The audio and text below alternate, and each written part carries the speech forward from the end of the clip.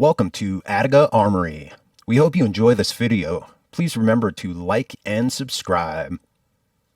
So today we've got a real special treat for you.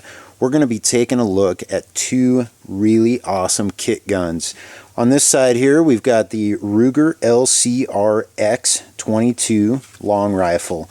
And we're also going to be taking a look at the Smith Wesson AirLite model 317.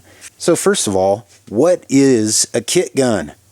So a kit gun is basically a compact, lightweight firearm that's designed to go into, say, maybe a backpack, an emergency roadside kit, really any type of prep kit that needs to be lightweight, portable, and readily available when you need it. So naturally, really lightweight, reliable 22 long rifle revolvers seem to fit just perfectly into that niche. And here what we have is probably two of the best kit guns on the market right now.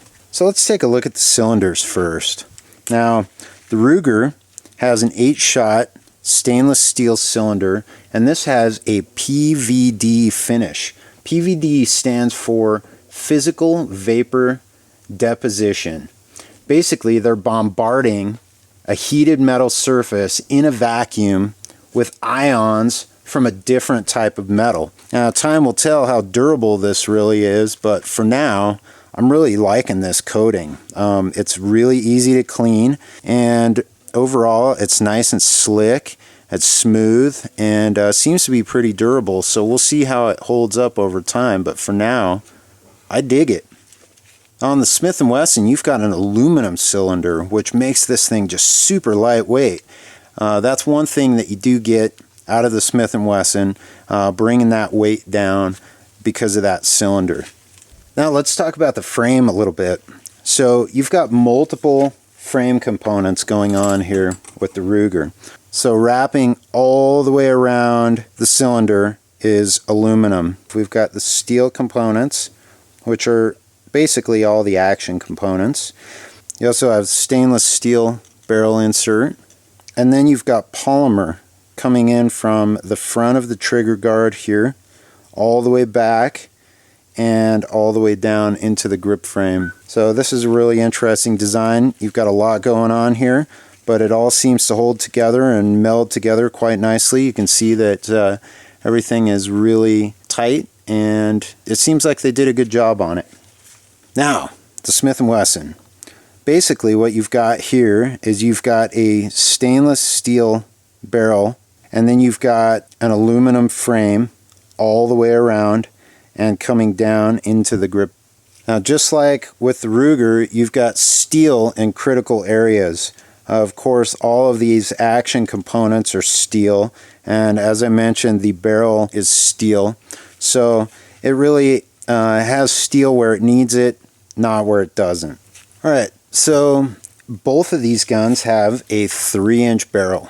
The only real difference that I noticed was in the barrel cylinder gap, and that's the gap in between where the barrel starts and where the cylinder ends. I measured the Ruger at a 0.009 inch gap, and the Smith & Wesson was slightly tighter at a 0.006. Now, what does that mean? That basically means that you're going to be getting more of that gas pressure actually applied to the bullet coming out of the tighter gap, rather than having more of that gas pressure released out of the gap. Now, the measurable difference is really not that great because the Ruger is still well within factory specs. The maximum service limit on the Ruger is 0.012, which is substantially more than where it's at right now. So, but you might see, you know, a couple of dozen feet per second difference between the two of these. Now, both of these have an external hammer, and they're single action, double action, so they can be fired either or. Now, when I first got my hands on the Ruger, I just about soiled myself at how heavy this trigger was out of the box. I mean, it was just brutal. I've never really felt anything quite like it.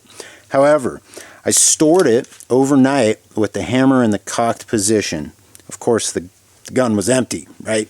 But once I did that and I dry fired it probably a few hundred times, which, by the way, Ruger customer service as well as their manual says that it's okay to dry fire this thing, so don't worry about that. But after dry firing this a bunch of times, I mean, the trigger, the double action trigger, really lightened up and smoothed out. My trigger gauge doesn't go up high enough to even measure the double action pull on this. My best guess is that it's probably close to 12 pounds. But let's go ahead and measure the single action and see how it does. We're looking at just shy of 5.5 pounds on the single action pull. So you can see what I mean by still being pretty heavy.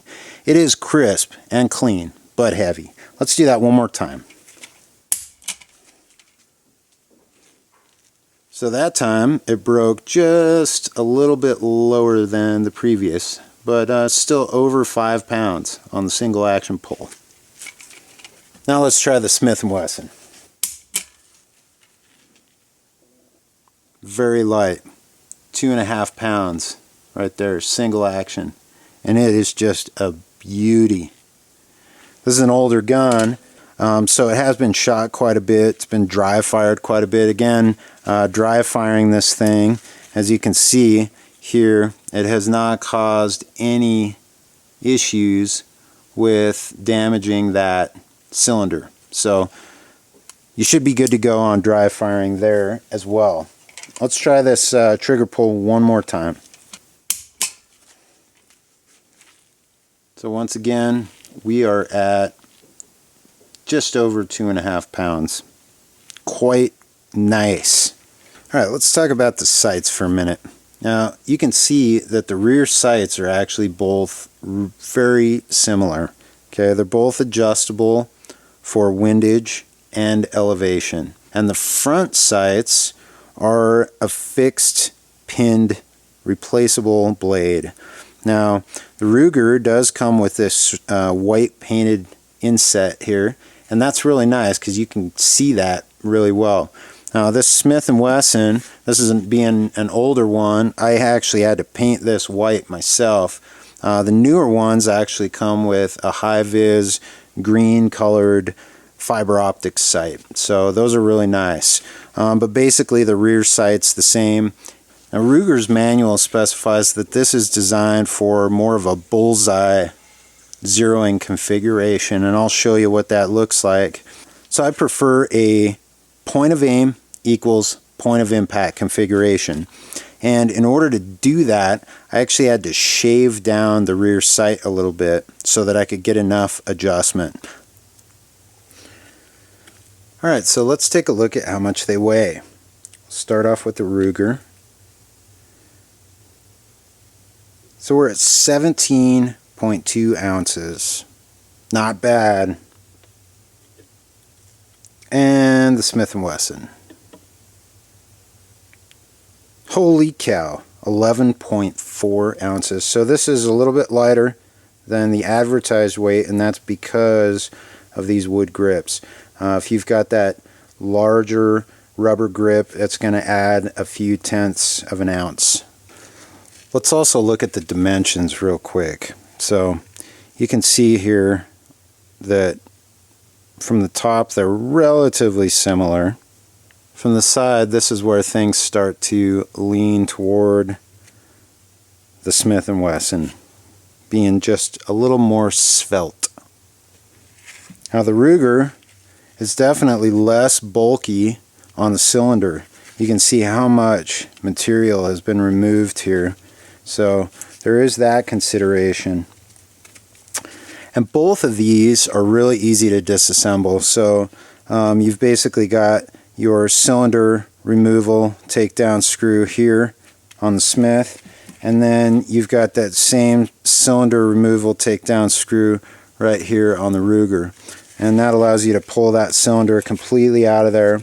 And then of course, if you want to get into the spring mechanism, you've got to remove the grips. Okay, so here's the grip removal on the Ruger, and Here's the grip removal screw on the Smith & Wesson.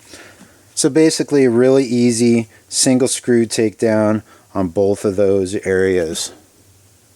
The cylinder release, got to push forward with your thumb and pops it out. Really pretty easy. Ruger has more of a push button style, so you just push this straight down and that pops right out. So also very easy. I'd say the Ruger's maybe a little bit easier if you've got dexterity issues, because it's just a straight downward push, as opposed to the Smith & Wesson, which requires a little bit of a forward push. But realistically, I think they're both about the same. Real briefly, I wanted to talk about how each one of these guns kind of rides in your hand.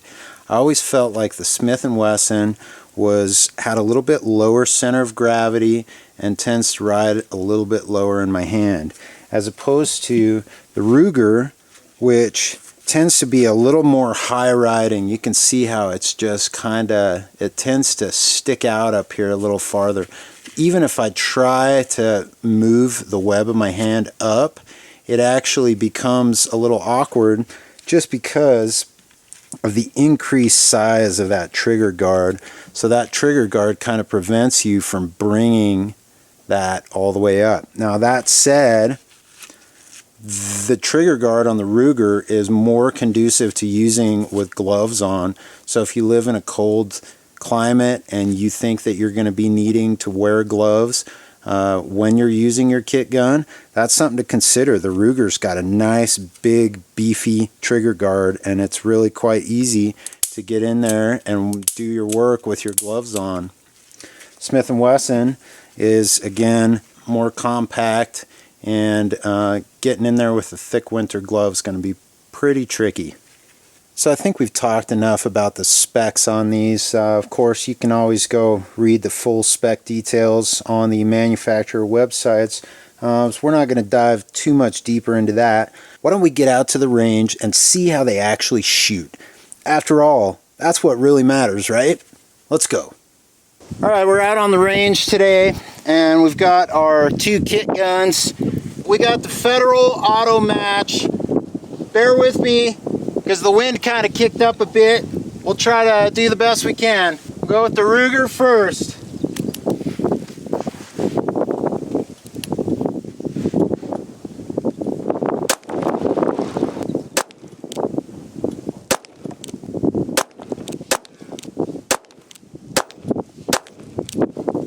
Now for the Smith & Wesson.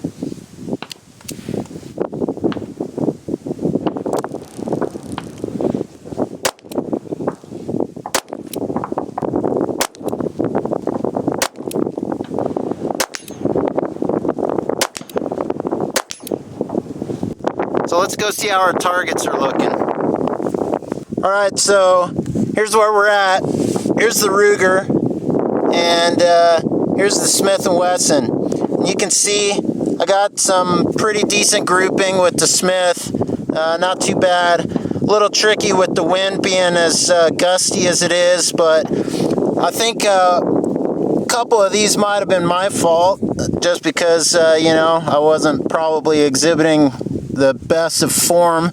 But overall, I'm able to shoot the Smith & Wesson better, and again, I attribute that to the much lighter trigger.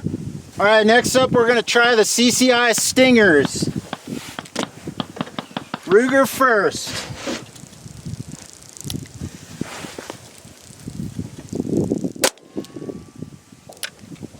Bullseye.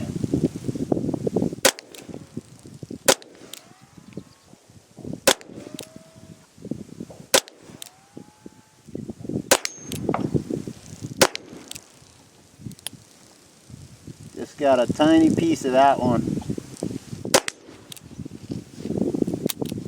Next up, Smith & Wesson.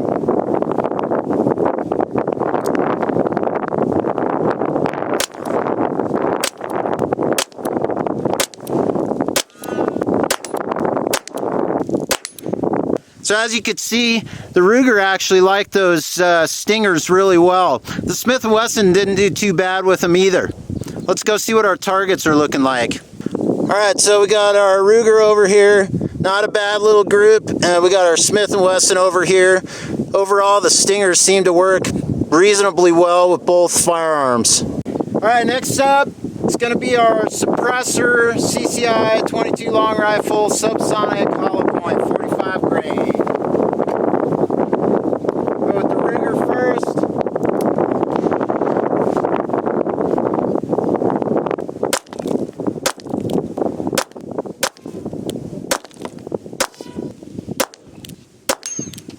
And Smith Wesson next.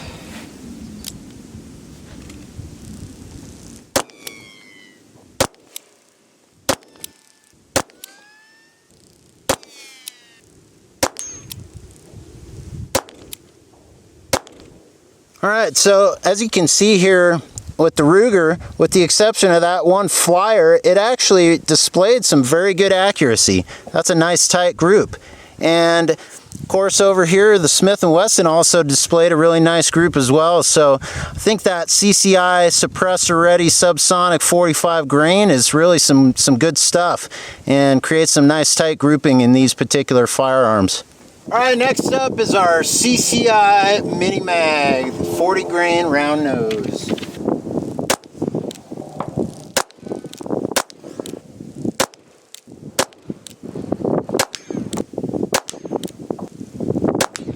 And the Smith.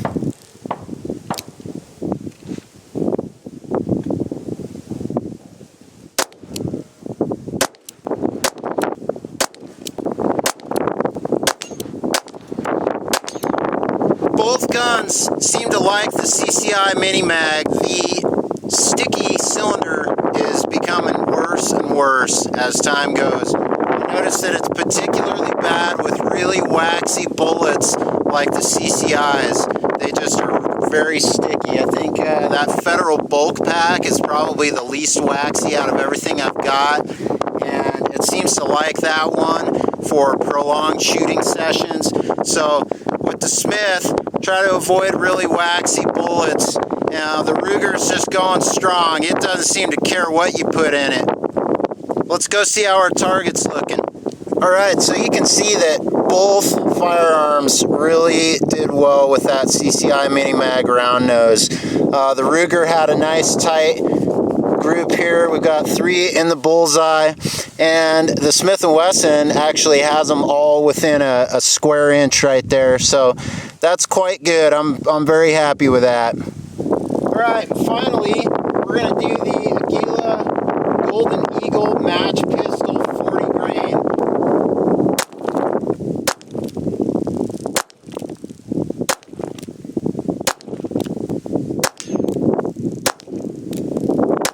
And the Smith & Wesson.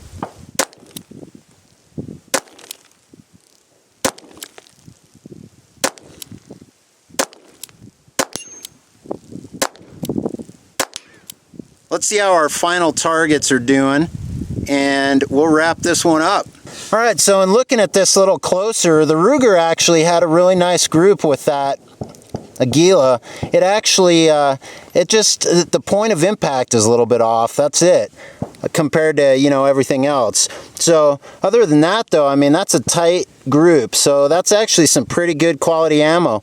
It's actually a tighter group than what we got with the Smith & Wesson, and that may have been me, that may have been a little bit of the wind, may have been a combination of both, but either way, both of them shot that ammo quite well.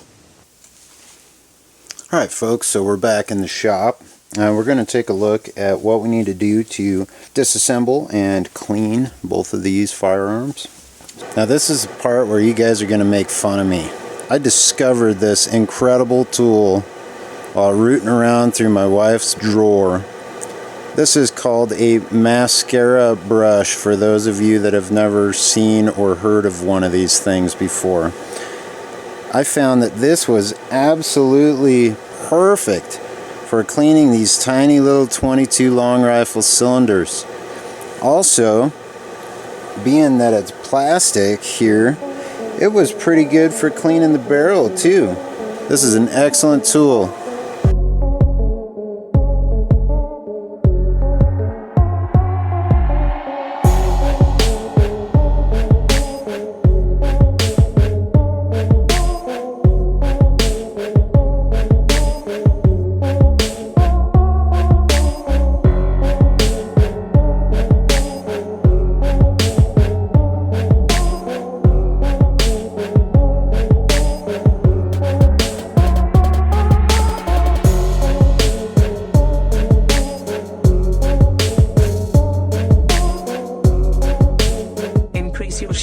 pleasure with personal lubricant for guns.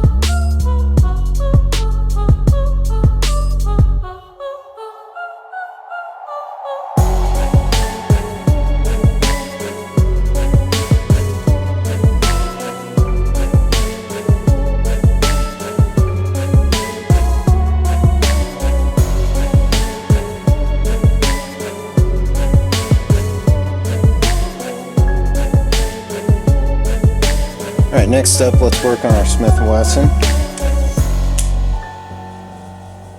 Make sure you're using the right size bit. It's very important. So this bit is a number 4, and this one seems to work pretty well for this particular screw.